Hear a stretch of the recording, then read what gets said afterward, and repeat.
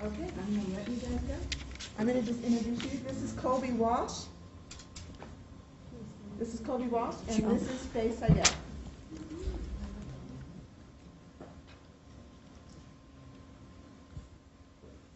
Welcome, everybody. My name is Faye, and I'm from the BTL program. Hello, everyone. My name is Colby Walsh, and this is my second year of the BTL program. Tonight, I would like to welcome you to the Parents' Night. We will be focusing on VR, Department of Vocational Rehabilitation, and SWAP, or School to Work Alliance program.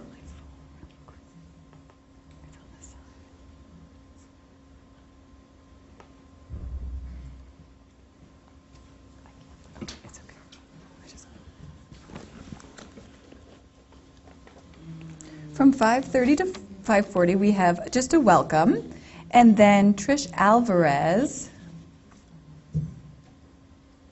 will expand on her program from 5:40 to 6, give general information about DVR and disability awareness and post-secondary education, also about the support program as well,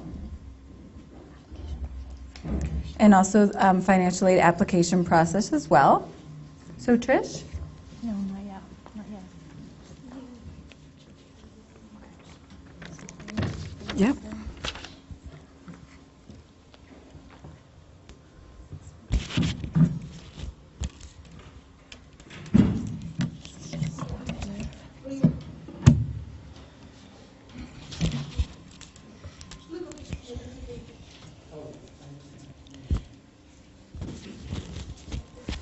Is this okay? All right. Thank you for having me. It's okay. I am one of the counselors with the Division of Vocational Rehab here in town.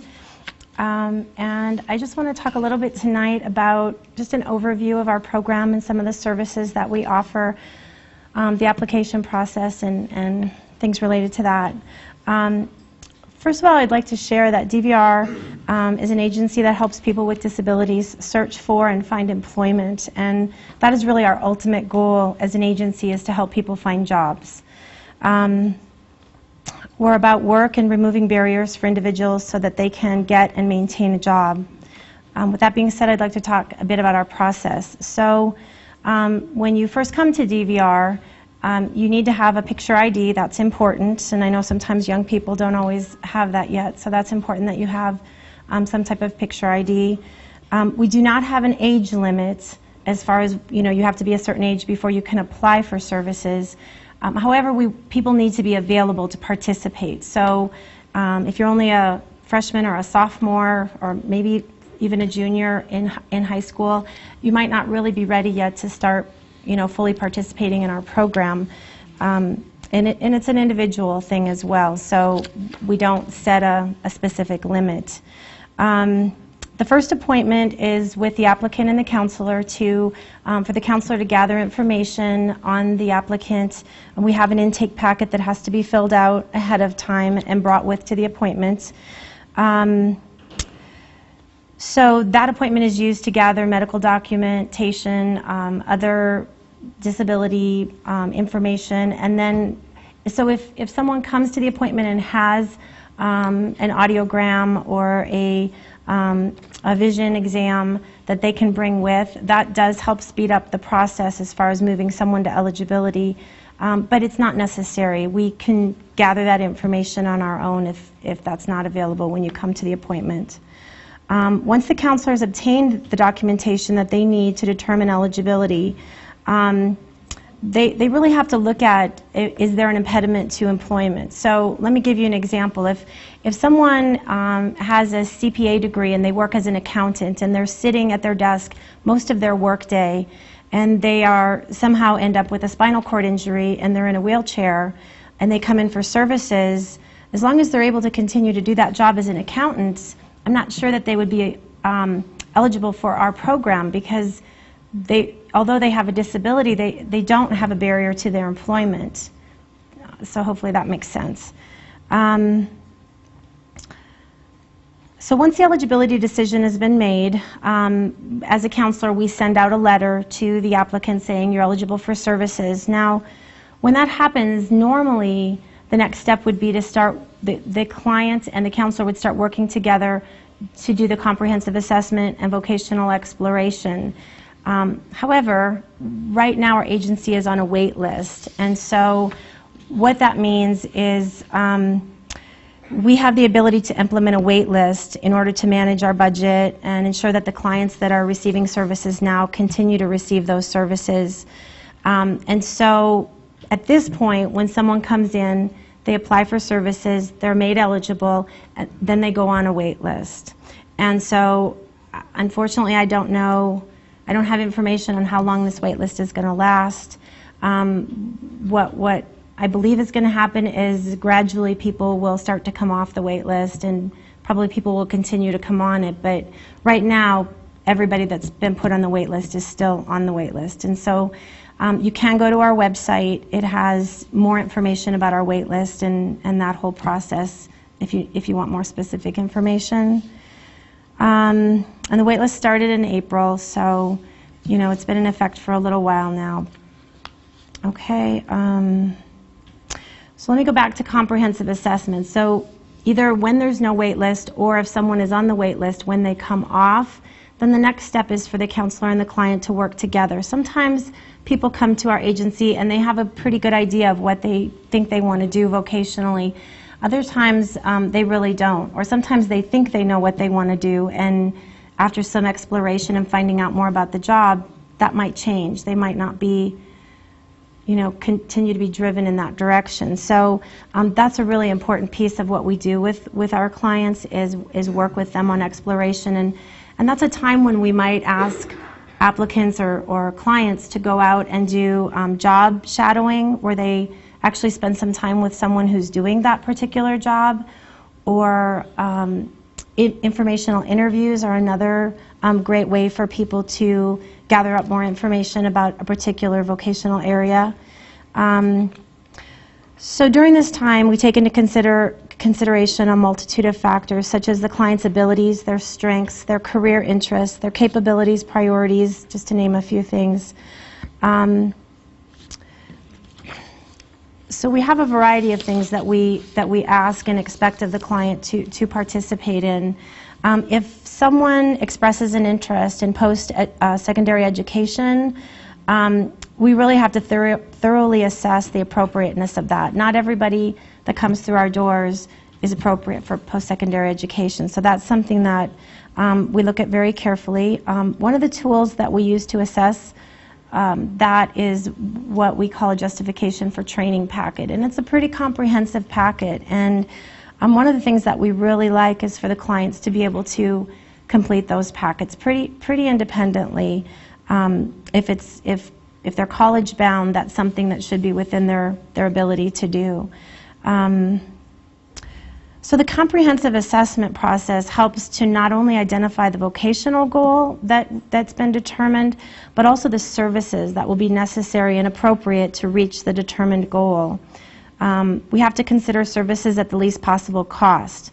So once we've determined what services are needed, we have to basically find them at the best price. So let's say, for example, post-secondary education is someone's vocational goal. Say they want to get a degree in social work. If there is a college here in town or within the state of Colorado, that would be our first choice before paying for someone to go out of state, typically. Now, there are circumstances that impact that, so I can't say across the board that's how it works, but if someone chooses, I had a young lady that chose to go out of state to a private Christian college. So we paid up to a certain rate, which is in our fee schedule, and then she and her family were responsible to cover the additional costs of that training. So, sometimes it's a matter of taking out student loans or, other things like that. But that's something that we look at carefully. And we also have a financial form that we fill out with each client that we provide services for, and it's called a financial needs analysis. And if someone is independent on their own, even if they're young, if they're not being claimed on their parents' income tax returns, then we just look at their monthly income. But if someone is still being taken as a dependent on their folks' income tax returns, then we look at the family unit's income. So that means mom and dad's earnings. And that can be, that can be pretty impactful.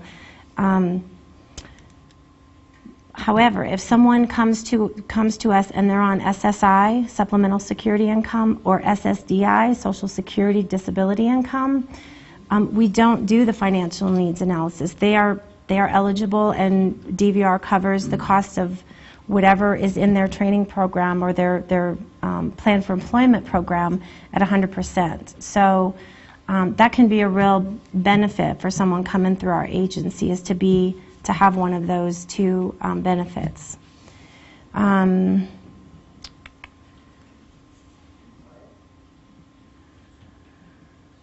Okay, and then, so once we've done the whole comprehensive assessment and we've figured out the financial piece of it all, then we actually develop the plan for employment, and that is the report or the plan that we write that actually outlines what the services are that this particular client needs in order to achieve that vocational goal. So it's, there's a whole variety of different things that could include. And so in addition to sometimes training, we obviously offer assistance with resume and cover letter development and networking and job search and mock interviewing and all of those components that really is important for people to brush up on that kind of stuff before getting ready for looking for work. We can also provide services like support services like interpreters and hearing aids. But again, with hearing aids, we do go back to that financial form unless they have SSI or SSDI. So I think that I've kind of covered what I needed to. I did bring some brochures, I'm not sure. They're in the back? Okay. So they just talk a little bit about our agency and some of the services that we provide. And again, our website is a great place to go if you want to get more information or more in-depth information about the services we provide. And it's on the, it's dvrcolorado.com, and it's on the front of the pamphlets. Okay, I think that's all I have.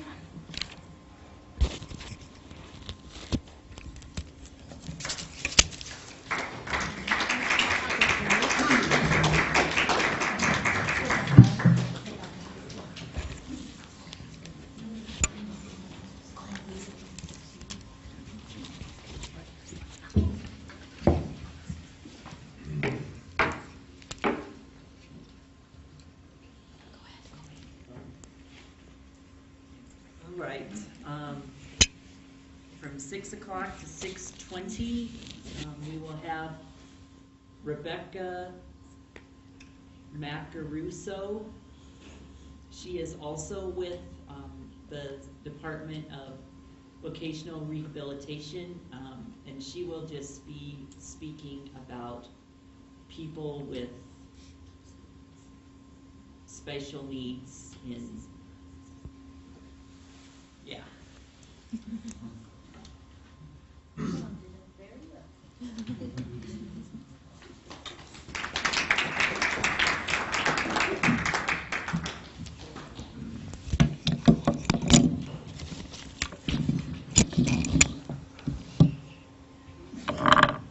I'm the shortest one, so that's why I have to lower it.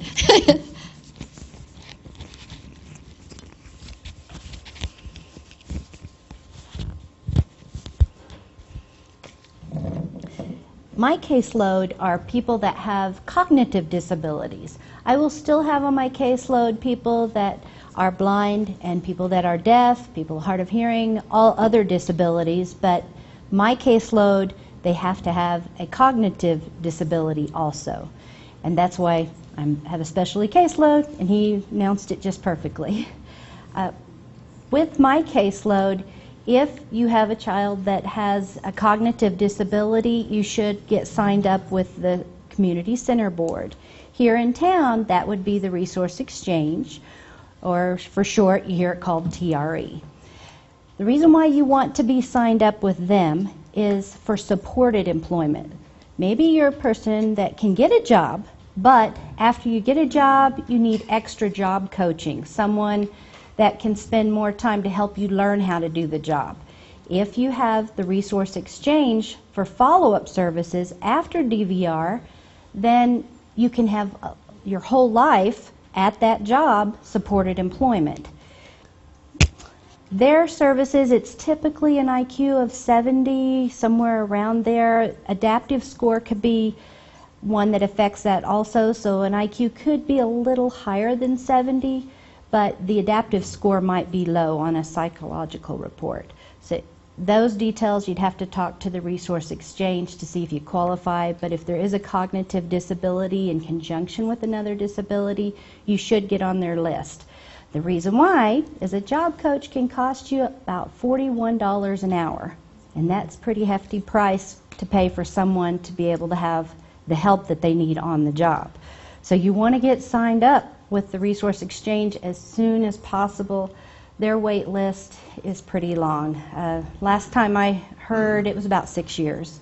So you probably should get signed up in junior high school or middle school because of that cost.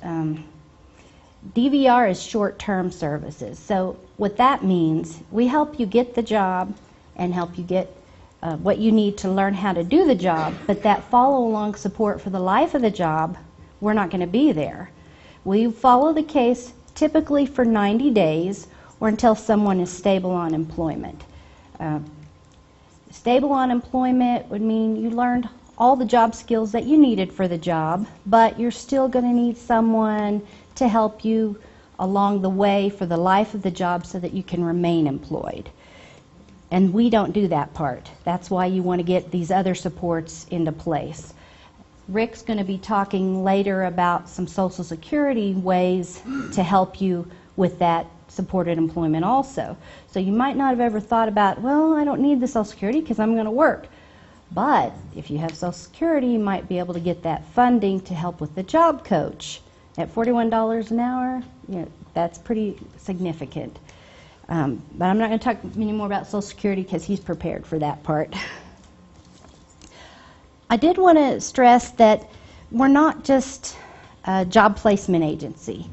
You have to have a disability, and there has to be something that we can do for you. Let me give you an example of something like that. A barrier to employment might be you need some work hardening. Maybe you keep getting jobs, but you lose them. You only can last a couple of weeks. There might be something about getting along with coworkers. There could be a lack of understanding of the employer. You need some other help. It's not just about getting a job. And that's where DVR is different from any other employment agency. We look at what you need for your disability to help you keep the job. And that is so individualized. You might have a friend come into DVR and they get something as simple as supports for their shoes so they can stand longer when they're at work on concrete, and then you might need an interpreter all the time that you're there.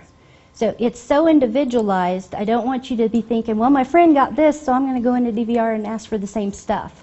We do so many evaluations to see what's perfect for you to help you be successful and independent. We want you to be able to do as much as you can by yourself, so you don't need anybody else. But when we do our assessments, that helps us figure out every detail that you're going to need. So I wanted you to understand our plans are individualized.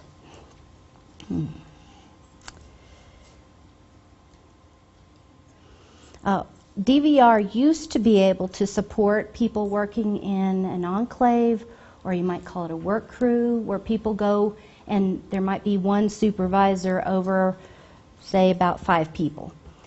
We can't do those anymore because they're on time-study wages. We will only support jobs that are at least minimum wage. Now, it's different if someone starts out in something like that because they're just learning and then they can work up to minimum wage. But if that's the best that someone can do and it looks like it's going to be that way for a long time, that's not the jobs that we support. The jobs that we are able to support are community employment, out there in competition with everybody else in the world. So the things that we're looking at is how to make you more valuable employee than everybody else. Sometimes you got to work harder, show them that you're the best, because you're out there with everybody else that doesn't have any kind of a disability. We want to make you shine, so we'll help you with your resume, help your resume look really good. There's been a lot of times I've had resumes that are brought in. I don't know who did the resume, but it's not one that shows the best characteristics of my clients. So we'll even redo resumes. We want to make sure it's a resume that an employer is looking for.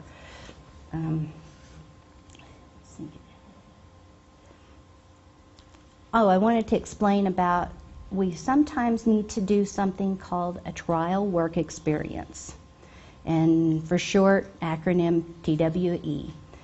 Someone could come in and they do keep losing jobs, and they said, well, I can work, just get me another job. But if they keep losing jobs, we need to figure out why. So we'll put them in a work experience to figure out why they keep losing these jobs. Oftentimes these are not paid, and people aren't happy about going for a couple of weeks to do a job that's not paid. The reason why is, though, we have to figure out why you keep losing the job and try to help you fix that. Sometimes it could be socially. You get mad and you tell off an employer, you lose a job, those kind of things. Things that you might think, well, it wasn't fair, that I wasn't treated right.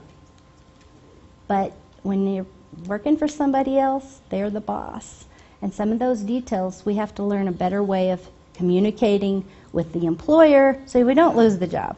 So trial work, they're not real long. It's not like you're going to be out there more than a couple of months. If it's something that I'm having trouble figuring out, I might do a trial work with someone 2 months for just a couple of days a week, because they honeymoon, which means in the beginning they're really good, and then later on somebody rubs them the wrong way and they tell them off and walk off the job. So I might have to do them a little longer than just a couple of weeks. That's why a couple of months. So if something doesn't seem to you when you're talking with a DVR counselor like that's going to be fair or not fair, I don't understand why, ask questions, because the plan is individualized for you and we want to help you be successful. So ask questions. No question is going to be a dumb question, and we're trying to help you be successful. So don't be afraid to ask questions about why we're doing something. We have all these rules and things that we have to do, and we might not have explained it well enough to you, so ask questions, okay? And that's all I have to say.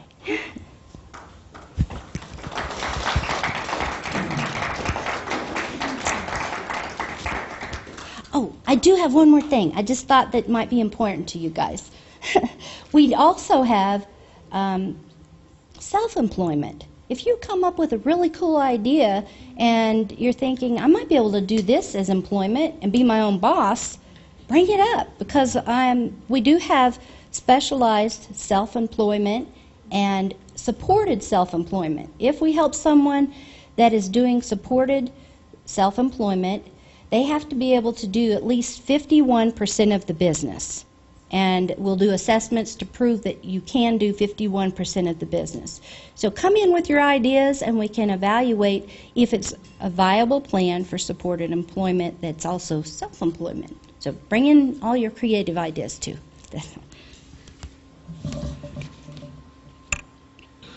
Now I really am done.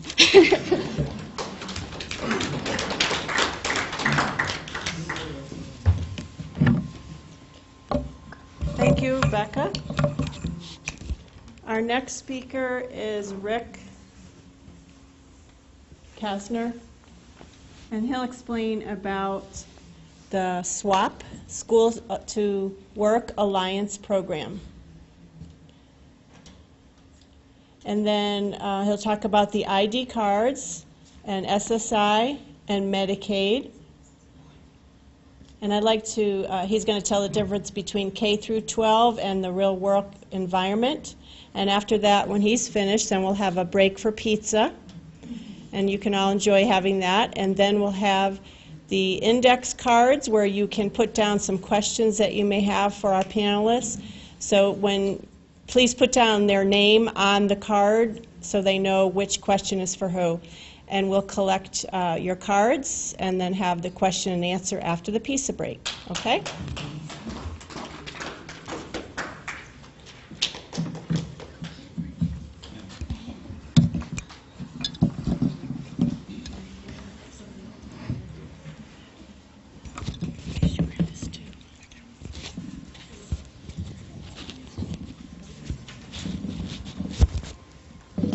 Good evening.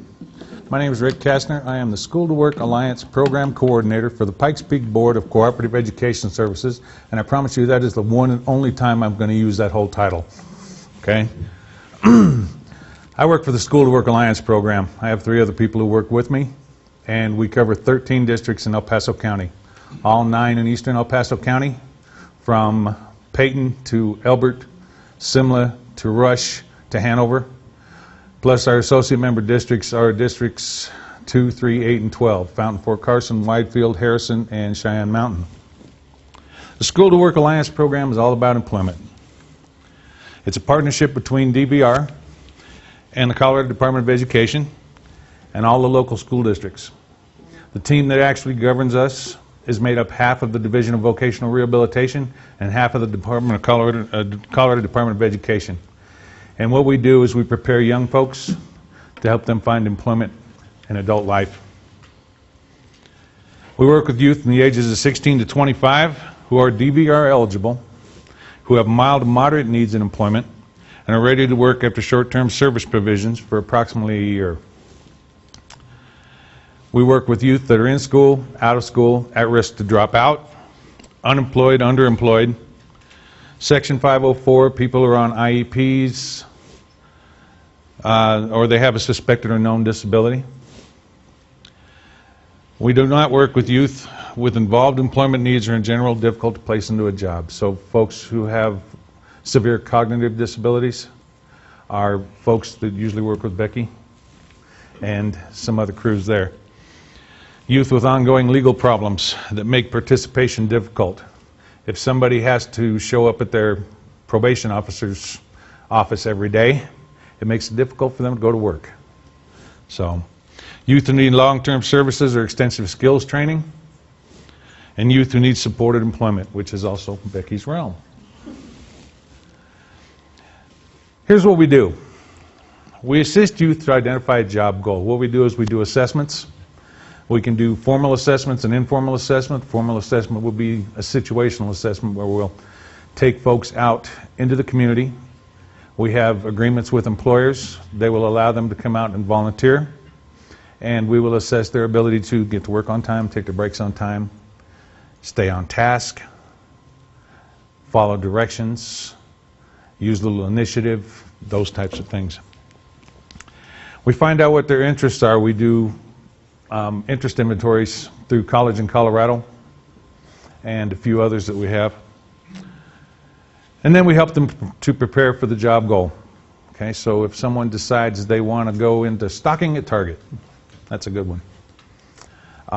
We help find out if they're capable of stocking to begin with, if they've got the physical capacity to be able to do it, and a lot of times we rely on DVR to do what's called a functional capacity evaluation, so that we can find out if they're capable, physically capable. And then we help them to get and keep a job. We do skills building, self-advocacy, self-esteem. We do job-seeking skills training. We teach people how to fill out an application. Everybody thinks that's fairly easy. Actually, there's a lot of tricks to filling out an application. It's not as easy as it looks. We help them to build resumes. We help them to write cover letters. We help them to search electronic job boards on the computer. We help them with interviewing skills. We'll do mock interviews. Everything that needs to happen so that these folks can find employment. We support, we motivate, We tell all our folks when they first start, we need them to be 3 things: motivated, reliable, and dependable. That's all we need. Everything else we can teach them. Our whole job is to teach them not to need us anymore. If I have someone that comes out, gets a job, and they're doing fine, and then they need another job, and they say, "Nah, Rick, I don't need you, I got it covered," then I've done what I need to do. We also connect them to a lot of the resources in town. So we have a large book with well over 100 agencies that we work with that we can support them and refer them to so that they can find the help that they need. SWAP is a number of different things that are different from school. Number one, they're a year-round program. Yes, we work during the summer. You know, when all the teachers go away for the summer, our offices get really quiet, and it's really nice. It's a community-based program. Okay, we're not in a building. We may meet occasionally in my office, but most of the time we're out in the community. We're putting in applications, we're putting in resumes, we're talking to employers. We build relationships with community partners and employers. I've been at this working with folks with disabilities in the areas of employment for over 20 years. I know most of the employers in town. I've talked to at least all of them at least once. Some of them I work with on a continuous basis. Like my counterparts here from DVR were saying, after 90 days of being on the job, we consider someone to be successful. At that point, DVR closes their file. Now, having said that, once their file is closed, once they're connected to the Division of Voc Rehab, they're connected for life. So anytime they want to call up and reopen their file in order to find another job, advance in their career, or just to keep their job, they can always call and reopen their file. Once that 90 days is up, then I provide, or my team provides, 1 year of post-employment follow-up.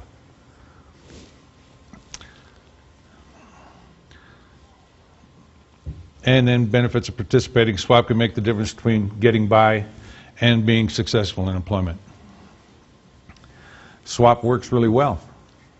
We have 132 districts across the state that employ 45 different SWAP sites. Okay? SWAP is only in Colorado.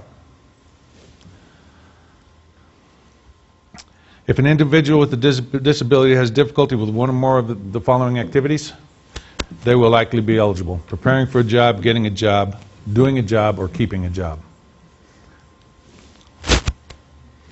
This is basically a ladder that we look at, and it shows the different steps, all the way from the bottom where it says referral, which I usually get from school districts, or sometimes they come from DVR themselves. Applications and intake, that's where we do the applications. We gather up the paperwork, we gather IEPs, we gather summary of performances, all kinds of different types of paperwork. We take it to the counselors at DVR. Then DVR has them come in and we sit down and we do an intake. Once we do the intake, then DVR figures eligibility. Once they determine eligibility, unfortunately right now, they go on a wait list. Once they come off the wait list, then we start to do assessments. They turn them back over to us and we begin to do assessments to find out what type of job they want, that they're capable of doing. Then we go back to the counselor and we say, okay, we want this kind of a job for this young man, this young lady. Okay? We develop an IPE. You see where I get my difficulties? I work with the schools for IEPs and with DVR for IPEs. Okay? Drives me crazy. IPE stands for Individual Plan for Employment. And we sit down and we discuss what this young person wants to do and how we're going to get there. Okay? Then we begin to provide services like what I said: job seeking skills training, job development, all the different things it takes to get and keep a job. We help them to obtain employment. We'll go in and do job coaching for a short period of time to help them with job stability. And then at the end of 90 days, hopefully we get a successful case closure. We tell all of our participants, and keep in mind these folks are teenagers, they're young, okay? But we tell them all, these are your responsibilities, okay? You have to keep your appointments, okay? If you're not going to keep an appointment, if you can't make it, call me. 15 minutes ahead of time, I'm good. Follow through on assignments. I tell them, hey, you just got out of school and you thought you were all done with homework. Guess what? No. Now I'm going to give you assignments. I want you to research 3 different employers and come back and tell me who you'd like to work for. Provide requested information. Keep everyone informed of what's going on with them. Actively participate. Ask questions so that they ensure understanding, so I know that they understand what I'm telling them. Ask for help and do their best. That's all we ask of them. With family members, we ask some things also. We ask them to support their youth employment program, encourage complete participation, to nurture self-determination and independence, to help the youth connect daily living responsibilities to success in the adult world. So when I'm going to build a resume and I ask someone, have you ever mowed the lawn? Oh, sure, I mow the lawn all the time. Dad has me out there mowing the lawn every week. Well, great, then you're skilled in working with lawn maintenance equipment. That's the way we put it on a resume. With resumes, there are no perfect resumes, there are no resume experts. I'm not a resume expert, although I've written hundreds of them. I'm not a resume expert. The way you word things in a resume is what makes it pop. It's what makes it employer take another look at it. Advocate and ask questions. I'm always happy to answer questions for parents. Provide information and to be involved. The transition for these youth from school to work is difficult. The reason SWAP was started was back in the 90s. In the early 90s, the state ran a study to find out where youth with mild to moderate disabilities were a year after employment. You know what they found? Over 90% were sitting in front of the TV set playing video games or watching TV. These kids did not have the skills it took to go out and find a job. They needed someone between DVR and school to help teach them those skills.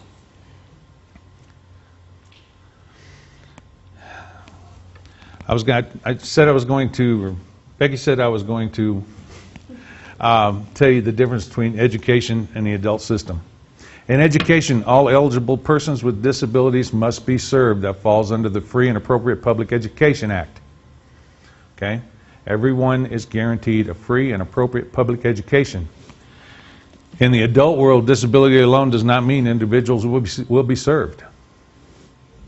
In schools, services are mandated. So every service that school can provide is mandated to be provided. In the adult system, services are not mandated. Services are based on whether it is absolutely necessary in order to find employment and at the least possible cost. Wait lists are not allowed in schools. Wait lists are allowed in the adult world. There's a broad eligibility criteria for folks in schools. Okay? The eligibility criteria in the adult world is very narrow. Services are based on an individual need in education. In the adult world, services may or may not be individualized. Procedures apply and systems operate on timelines. For instance, excuse me, DVR has a certain amount of time between application and eligibility. They have to determine eligibility from the intake. They have 60 days. Okay? This is basically showing you how we bridge the gap between schools and DVR. Okay? The schools do a lot of things with kids, and they're doing a lot more now with Indicator 14 and a lot of the things that are coming out at this point. But they do career assessment, work experience, academic prep work, of course, vocational prep, job-seeking skills. The division does early outreach to youth, technical assistance and guidance to education, intake, eligibility, career counseling, assessments. We kind of play the middleman. We gather all the records for DVR. We do vocational assessments for interests and aptitudes. We do job-seeking skills training, job retention skills training, job development, job placement, job coaching, case management, follow along. That's how we fill that gap between education and the adult world. Okay, and that's all I had to say about SWAP. Now, everybody worries, people on SSI always worry, what's going to happen to my SSI if I go to work and I start making money? Okay? The way the SSI system works is the first $85 that a person makes gross in a month is disregarded by SSI.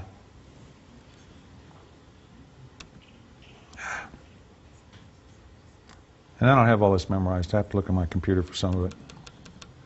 Okay? So if you earn more than $85 in a month, they reduce your benefit by $1 for every $2 over that amount you make.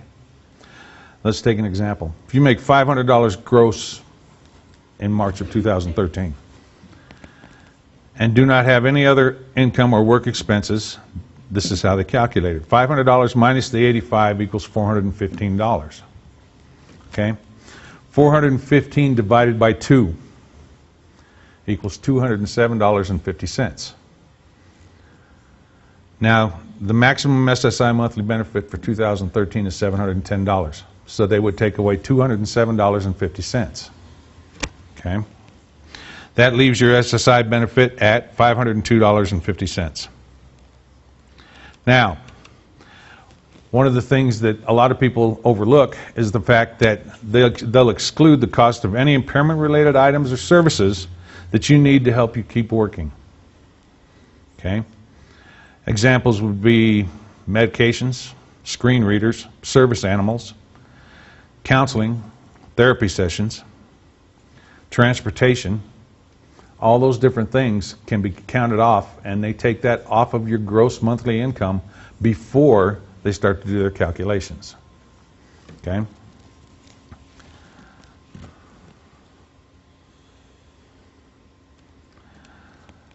So basically, if you don't have any other income besides earnings, do not have any impairment-related or blind work expenses, you can earn up to $1,505 a month before they reduce your SSI benefit to zero. Now, if they do reduce it down to zero, there is a section under Medicaid called Section 1619B. Section 1619B will allow you to keep Medicaid even if you make so much money that you're not getting any more monetary benefits from SSI. There is, of course, it's the government, there are some prerequisites or, to that kind of a thing. First off, you have to have been eligible for an SSI cash payment for at least 1 month.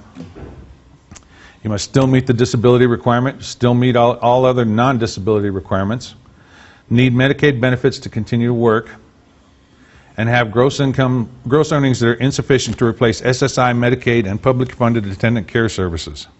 Could you say that one more time? Gross benefits. Gross earnings that are sufficient to replace SSI, Medicaid, and public funded attendant care services. Okay? Now, they have a threshold, and every state is different depending on what Medicaid costs them. And the threshold for Colorado, you can make up to $35,129 a year before you're not allowed to have Medicaid any longer. Now, how this works under the Affordable Care Act has yet to be seen. We'll wait and find out. All right. So that's the end of my presentation. Thank you.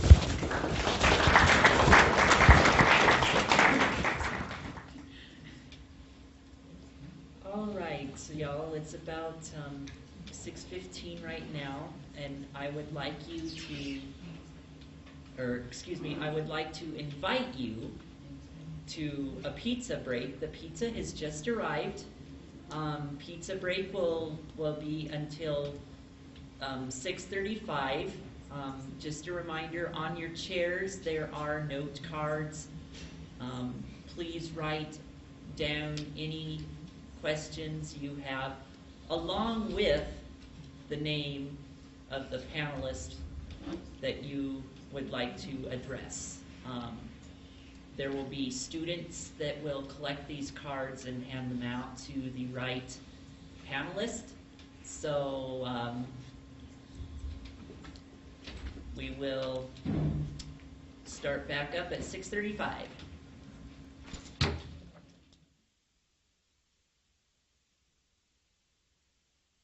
Her daughter, she is interested in working with retail or animals.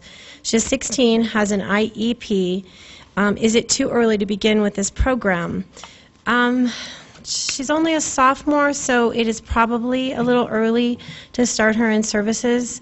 The key thing, although we don't have an age limit, or say they have to be a certain age, they have to be available to participate. So if she's still in school, that's really her focus yet, and I would wait until, I think, what do we say, Sarah, maybe like the beginning to midway through their senior year is a good time to start the process, because it does take us a little while to get from application all the way to where we have a plan for employment in place.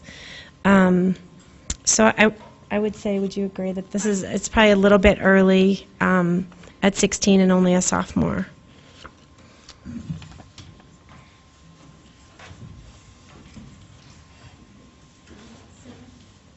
They have dropped the sound for the people that are on the feed, so could you redo your question and answer? Sure. Thanks. For the people in TV land. Will I get a signal that the people in TV land are back on? Are we good? Yeah, they're done. Okay. Just repeating a question, the first question. For clarification purposes, are you saying it's easier to have DVR fund college if the student is signed up for SSI? If so, does a student need to be a client of SSI before requesting services for college? So it's not necessarily easier, because I stated before that DVR is the payer of last resort. So we look at other funding first, scholarships, Pell Grants, any other assistance before we apply our assistance. If a client is receiving SSI, then we don't look at doing the financial needs analysis. Thereby, we don't look at the parental income. Okay, DVR will pay the remainder as appropriate. If a student or a client is not receiving SSI, then we do have to complete that financial needs analysis form. And if a student or client is a dependent of their parents, then we do have to take into consideration and include the parental income into that financial needs analysis. And that form determines what contribution the family's contribution will be and what contribution DVR will make.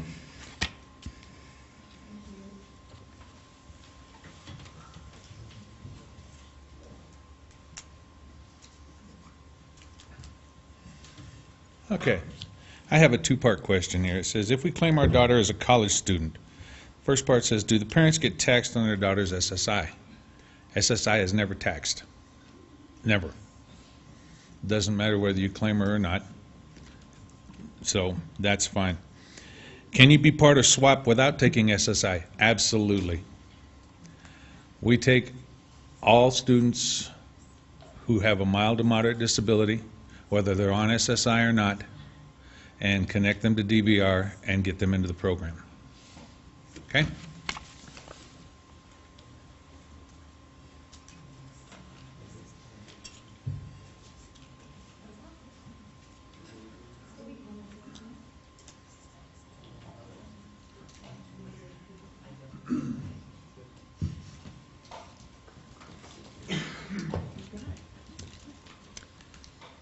All right. And both mics are attached to the same one, so if you just come a little closer to this mic, right in front of you. All right. Again, I would like to say thank you to all of y'all that showed up.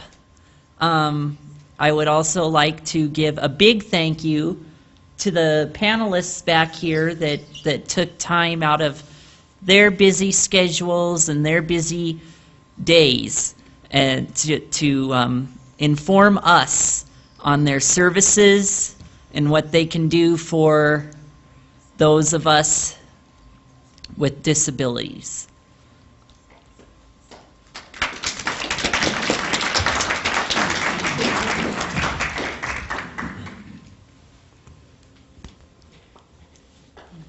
I'd like to thank all the parents and the panelists for their time.